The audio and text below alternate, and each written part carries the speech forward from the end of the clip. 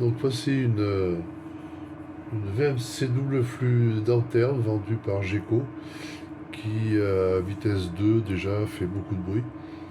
Donc l'idée ça va être de démonter et voir ce qu'on peut faire pour changer le roulement. Donc là on démonte ça facilement. Donc là on a le panel avec les réglages. Et pour démonter aussi ce qu'on va faire. Je vais enlever les capots de façon à savoir qui c'est qui fait le bruit.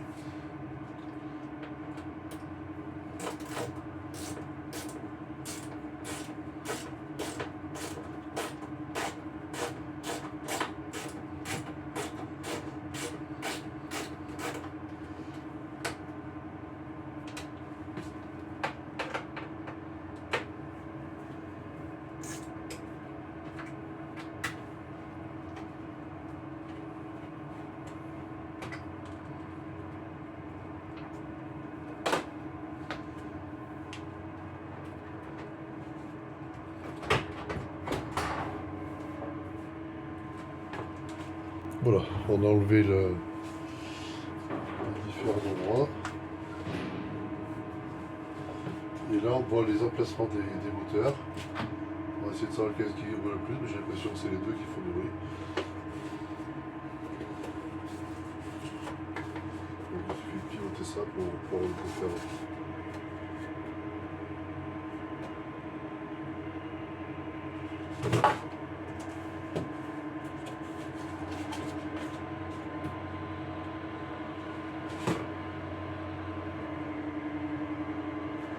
Donc au toucher, on sent la vibration dans ce moteur-là.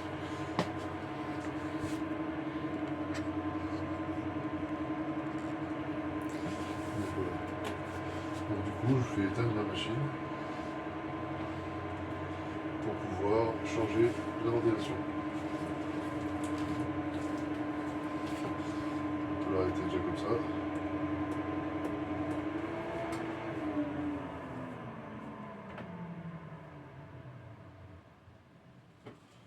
Voilà, on débranche.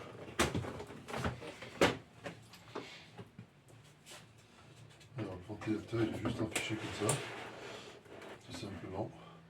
Il passe par le panel ici, donc avec une clé aussi. Vous allez faire le câble.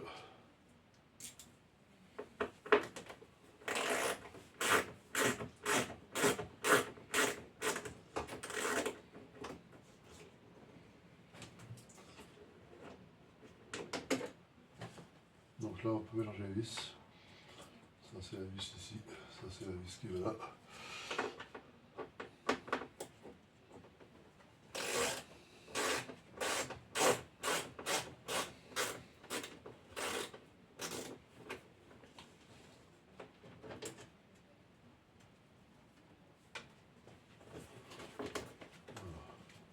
Donc là on a accès aux connexions de la carte logique où on branche tout dessus. Donc là on a l'USB qui permet de brancher le PC. Là il y a l'humidité, Vox, je sais plus ce que c'est, pressure, fan 2, fan 1. Là on a à ce niveau-là, on a le bypass, je ne vais pas le lire. Là j'ai le jumper 220, je ne sais pas ce que c'est exactement. Fan 2, ça te contrôle, je suppose. Fan 1, préaide, ok. Donc là, comment on fait pour opérer? Fan 2, fan 1, fan 2, c'est marqué ici. Et là, c'est marqué un petit symbole. C'est marqué un petit symbole ici, avec un petit ventilateur et 2. On a la même chose. Ici, 2. Voilà. Ça, c'est les filtres. Cette partie-là, c'est les filtres, filtres et filtres. Voilà. Donc là, il y a un côté marqué A, un côté qui est marqué B. Ici. Voilà. Donc on va déconnecter le fan 2 avec le petit bitonio.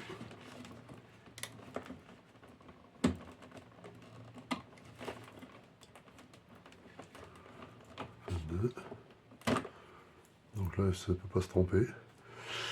Et je pense que c'est le contrôle avec le fan 2 qui est ici.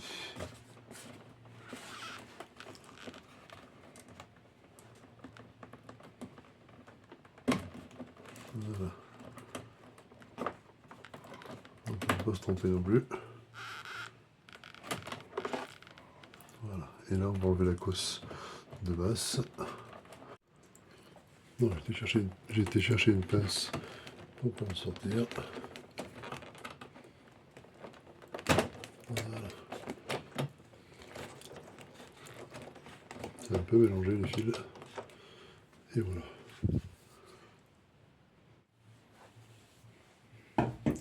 Donc là, maintenant on peut sortir le moteur. Donc ça, pour pas le perdre, on va le poser là. Hop. Et on sort le ventilateur.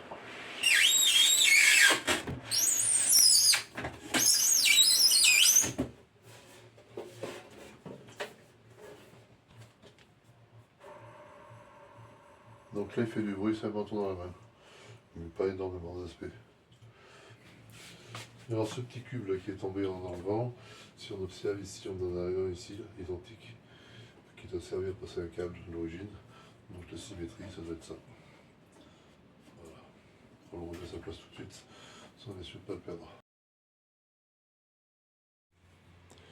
Donc voilà, le ventilateur bruyant, on peut le voir ici, dans sa petite caisse. Quand on relève ici, on voit bien la turbine à l'intérieur. Il y a un support métallique ici qui est fixé avec dérivé. Et là, on a 4 vis qui sont atteignables, qui vont toucher à l'intérieur ici. Mais on ne peut pas démonter sans enlever la tôle qui est ici, puisque il y a un rebord ici à ce niveau-là qui repart sur l'intérieur de l'ordinateur pour que le guidage d'air soit le mieux possible. Donc voilà, on va démonter ça.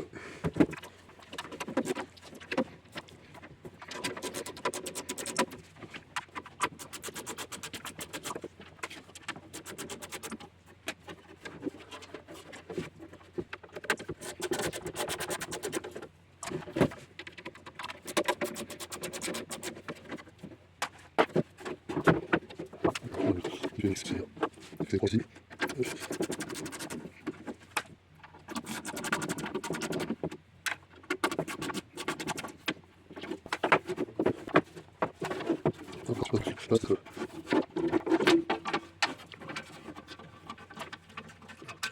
Donc la tôle, elle est un tout petit peu sale. Il doit y avoir un petit peu d'humidité, je suppose, qui passe, puisque ça vient de l'air qui vient de dehors. Et que des fois, à cette saison, c'est très froid. Donc, il faut faire attention en le démontant pour ne pas abîmer ça, parce qu'il y a des trucs d'équilibrage. Donc là, on peut voir que le moteur a une référence. C'est intéressant d'aller voir ce que c'est exactement. Fabriqué en Allemagne. Et ce qu'on voit, c'est un moteur brushless, puisqu'on voit des aimants tout le tour. Donc il faut faire attention avec les outils de ne pas mettre de limaille. Sinon le moteur c'est poubelle direct. Hop. Donc là on va défaire le ventilateur de son support métallique.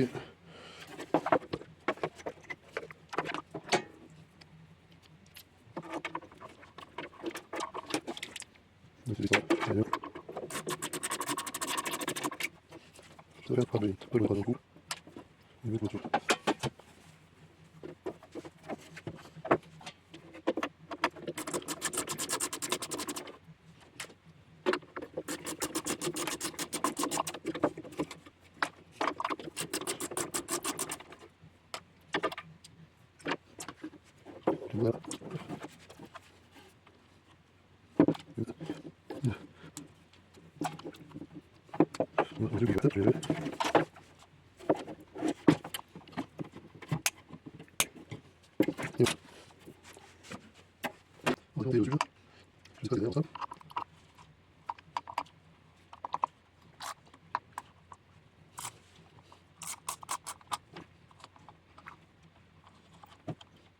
regarder ici là.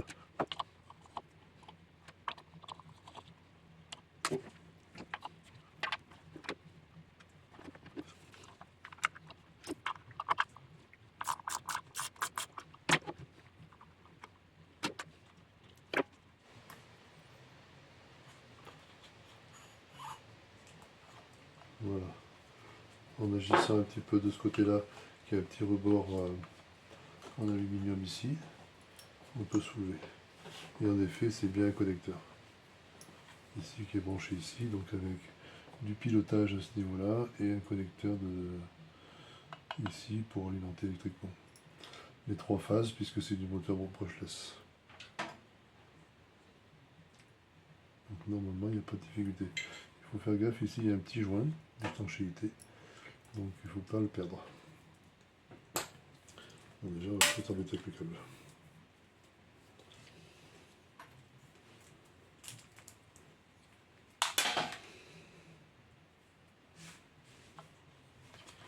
Maintenant on peut soulever ça. Enfin, je pense. Voilà. Donc là, ça c'était comme ça. Avec les connecteurs ici. On regarde bien comment c'est démonté.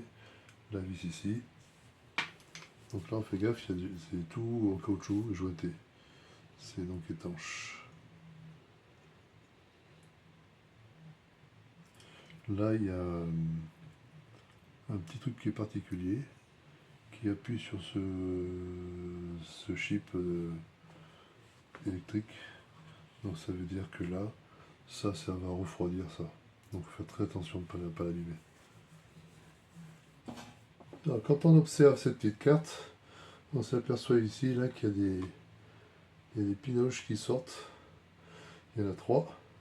1, 2, et la troisième, je ne vois plus, elle est là. 1, 2, 3. Voilà. Et ces pinoches, ça permet de maintenir probablement le circuit enfoncé ici. Donc ce qu'on va faire, c'est soulever la carte. Et pour soulever la carte, il y a toujours un risque, parce que c'est une carte électronique. Les cartes électroniques, il faut se méfier de ne pas les faire claquer à cause des problèmes électrostatiques. On va se mettre sur quelque chose dessus, sur le circuit. De préférence une masse. Là, je vois qu'on a un circuit qui est pas mal. On va se brancher là-dessus. Voilà, donc là le potentiel d'ici c'est le même que sur la table. Et moi mon poignet, je vais le mettre au même potentiel, de façon à ne pas prendre de risque. Voilà. Et ça, je le branche au tapis.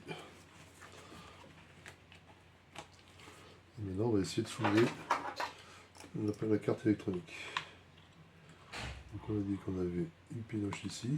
Là maintenant j'ai beaucoup moins peur de toucher le circuit électronique parce que je suis pas chargé en électricité par rapport au câble.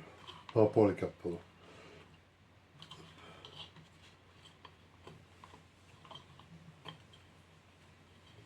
Voilà. On en profite pour regarder comment c'est fait dessous. Donc ici, là, il faut faire gaffe. Il y a une sonde a priori qui ressemble à une sonde à efféole. Donc là, il faut regarder la référence, on doit pouvoir le retrouver. Donc on y fait extrêmement attention. Voilà. Maintenant on se retrouve uniquement avec les fameux 3 connecteurs. Et là il y a un petit chapeau. On va voir s'il se démonte, ça tombe bien. Et là on a un roulement à billes. Donc on va aller chercher une pince à clip et on va démonter. On va essayer celle-ci. Hop, on va dans ce sens. Voilà.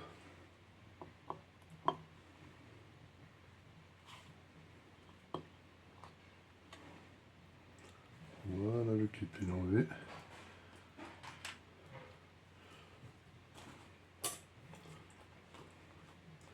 Le petit chapeau, on va le laisser là. Normalement.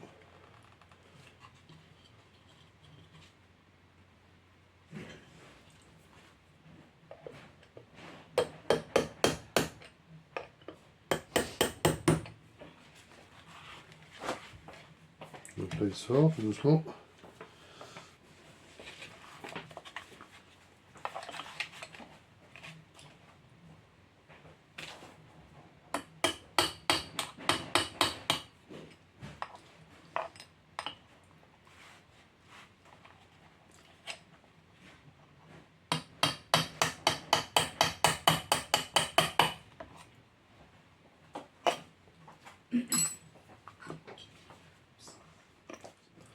Donc là, on est en train de regarder comment ça se démonte. Et ça fait ressort comme ça là. Donc question, est-ce qu'il y a un ressort à défaire? On vient de défaire l'étiquette, on a vu qu'il n'y avait pas de ressort.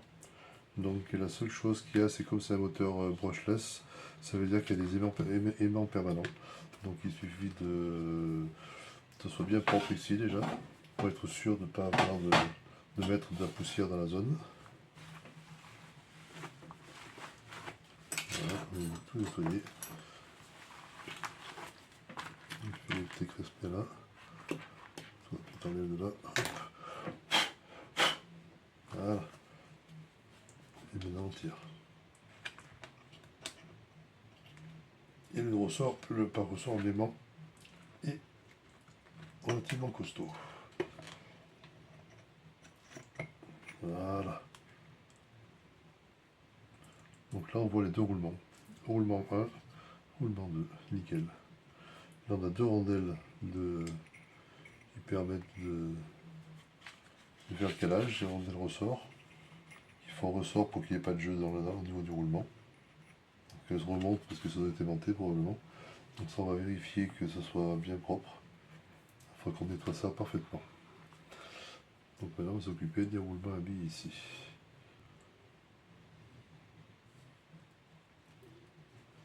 Donc là on va essayer de pousser celui de derrière par là.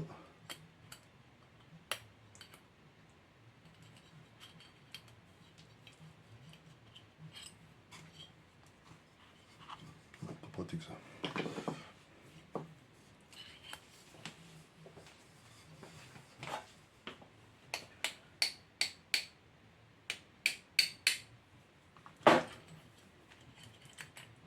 Voilà le premier roulement.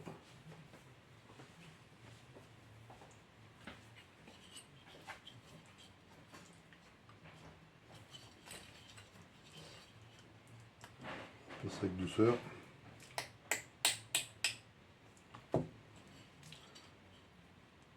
Et voilà le deuxième roulement. Voilà. Donc on a la partie avec les bobinages qui sont là-dedans, bien étanches. Ils sont plutôt bien faits d'ailleurs ces ventilateurs. Et la partie d'entraînement avec un aimant ici. Et là on a les deux roulements. On va regarder ce que c'est comme roulement pour en commander d'autres.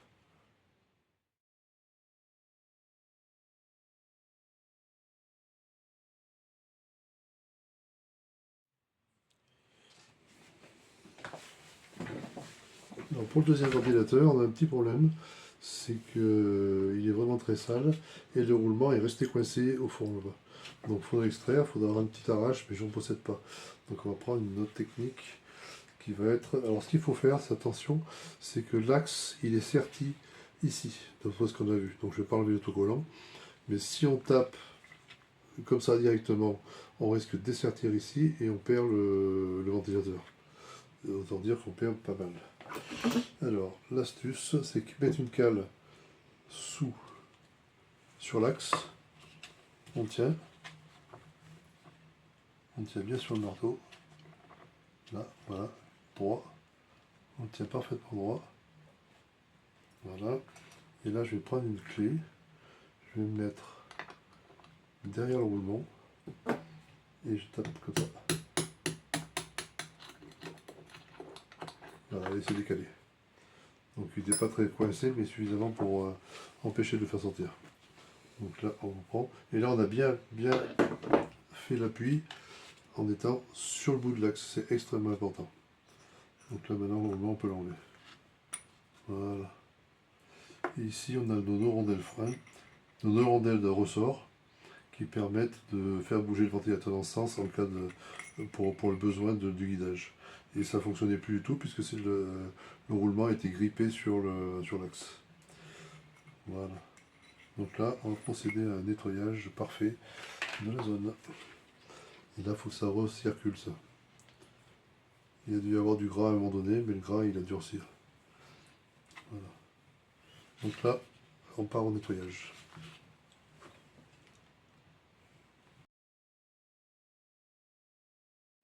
Donc voilà, les deux roulements démontés.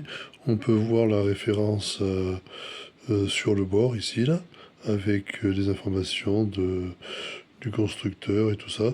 Donc on voit bien que ce sont deux roulements identiques marqués SKF. Donc on va faire des recherches sur le BB1 0831.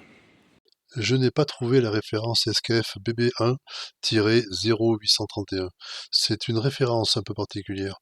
Elle n'est vendue que directement par l'usine, sur demande.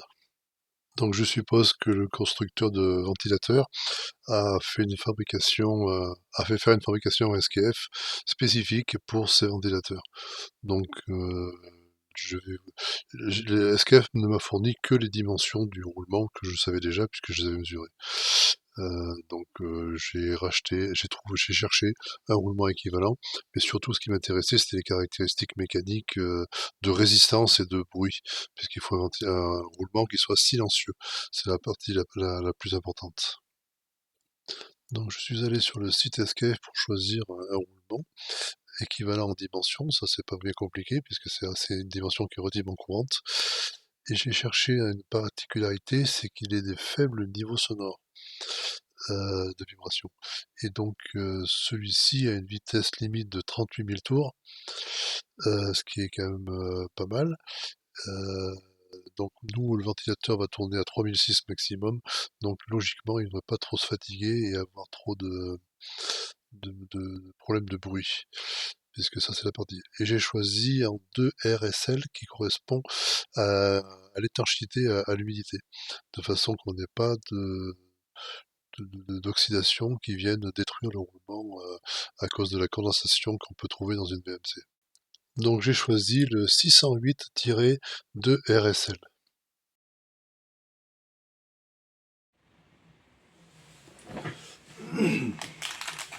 Donc voilà, j'ai reçu les deux roulements. Donc j'ai pris des 608 de RSL. C'est pas les mêmes que les originaux. C'est ce que je vais expliquer. Et on va remonter tout ça. Donc là j'ai commencé par enlever la poussière, bien le nettoyer avec le compresseur. Je l'ai pas fait ici parce que je ne veux pas tout salir. Et un pinceau pour bien frotter partout. Donc là j'ai l'impression que c'est un peu assez propre. Enfin ça me paraît suffisamment propre. Voilà. Donc là les roulements se mettent sur cette partie là. On va y passer un tout petit coup de chiffon quand même. Que ce soit bien propre.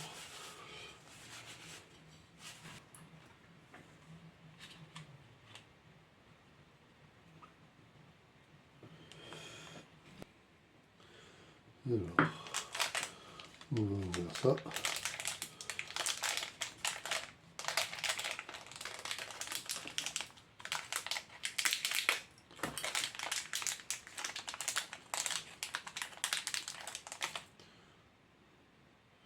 Voilà le roulement.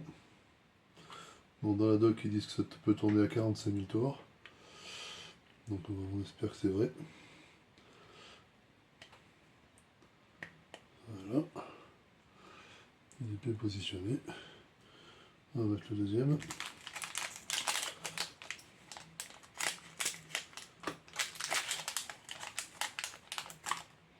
Donc je les sors au dernier moment, comme ça ils n'ont pas de poussière.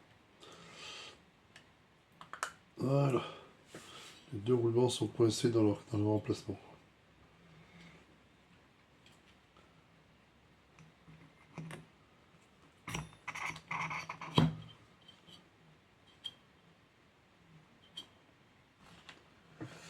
Donc là, une fois qu'on a mis ça, on va mettre le clip à sa place. Donc là, il faut que le roulement soit bien enfoncé à sa place.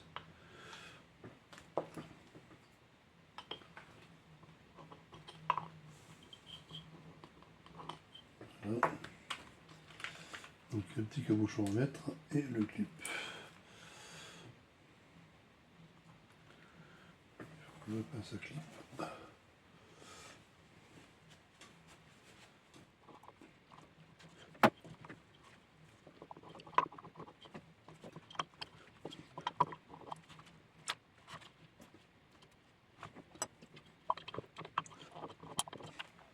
Voilà, là il est bien à sa place.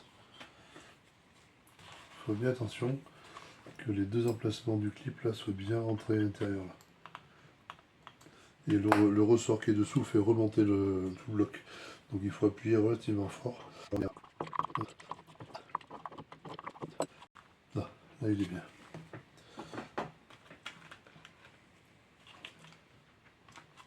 Donc on met le petit cabochon de protection. Voilà. Et maintenant on peut mettre la carte. Donc une pinoche, deux pinoches, trois pinoches. Ça va comme ça.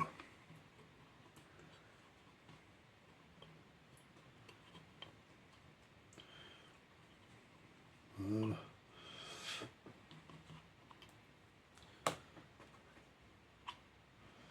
Les connecteurs sont là.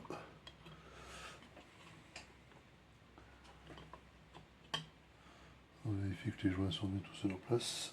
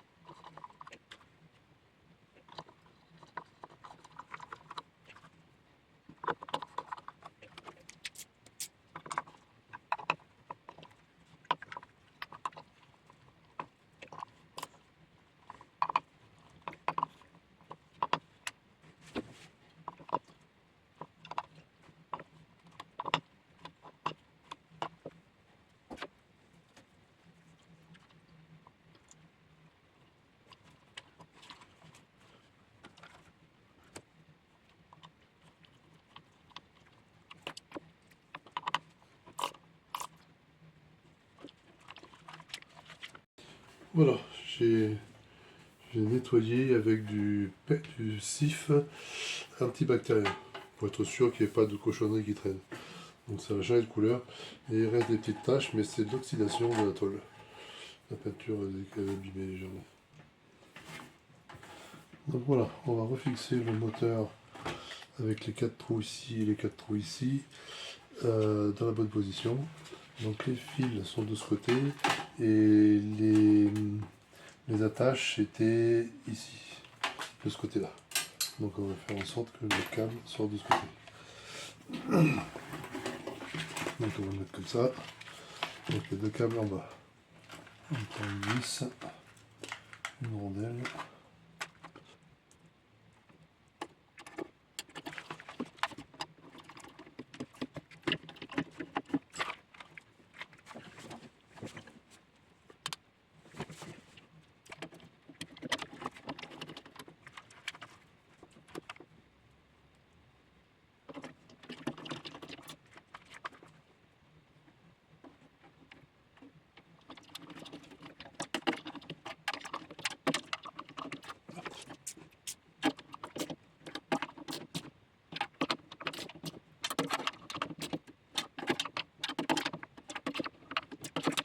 Et voilà.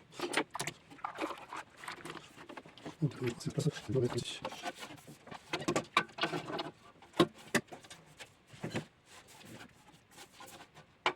On va vérifier le trou. Donc on va vérifier. On va vérifier.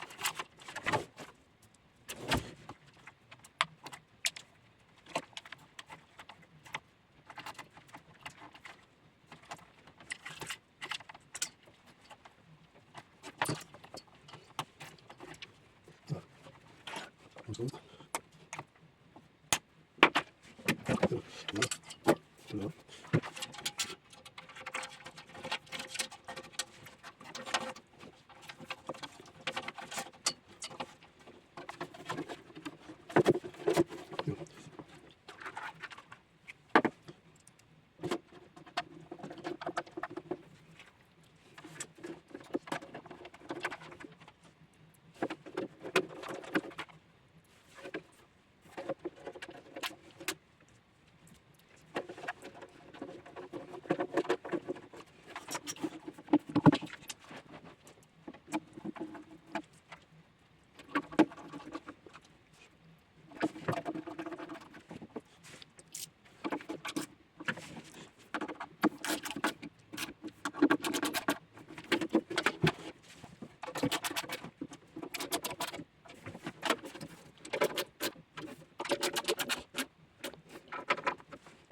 On a notre bloc ventilation qui est remonté. Le ventilateur tourne bien. On n'entend strictement rien. Donc ça doit être bon. Enfin, les roulements sont changés. Il a un aspect neuf parce qu'il est tout propre. Mais il n'est pas neuf. Et là, on remet.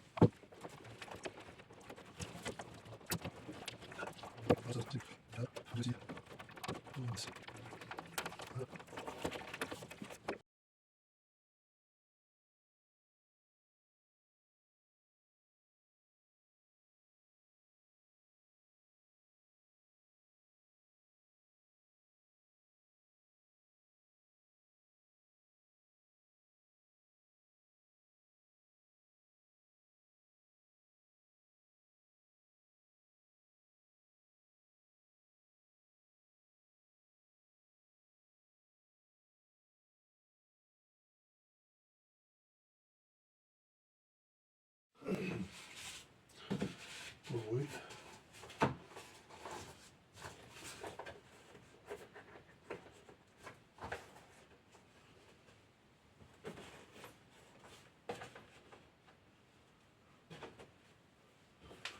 Voilà.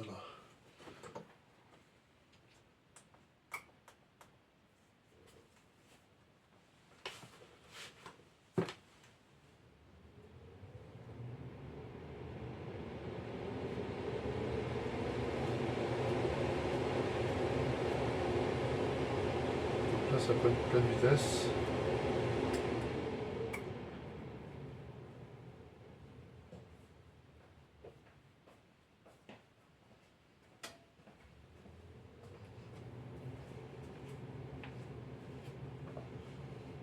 Donc elle fait plus son sifflement, qui était insupportable.